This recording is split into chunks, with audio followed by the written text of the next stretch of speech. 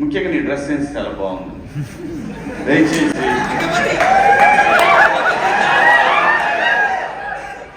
ఇంకో విషయం చెబుతున్నా, అమ్మాయిలు హీరోయిన్లు ఏ బట్టలు పెడితే వేసుకొని పోతే మనమే దరిద్రం అనిపించాల్సి వస్తమ్మా.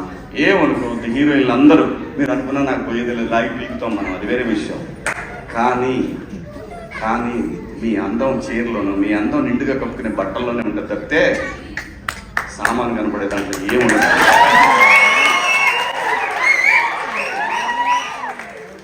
అవి వేసుకున్నంత మాత్రాన చాలా మంది చూసినప్పుడు నవ్వుతూ అంటారు, కానీ దేత్రం ఉండ ఎలాంటి బట్టలు వేసుకుంటే మంచి వేసుకోవచ్చు, బాగుంటావు కదా అనే అనాలనిపిస్తుంది లోపల.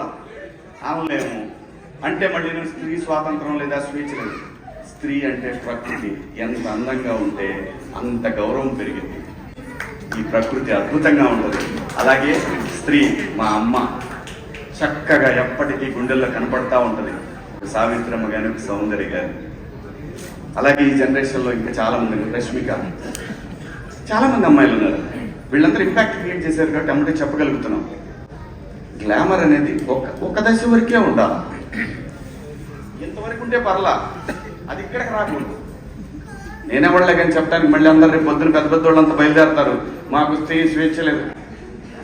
స్వేచ్ఛ అనేది అదృష్టం. ఆ స్వేచ్ఛని కోల్పోవద్దు. మన గౌరవం ఎప్పుడు పెరుగుతుందంటే మన వేష భాషల నుంచే మన గౌరవం పెరిగింది.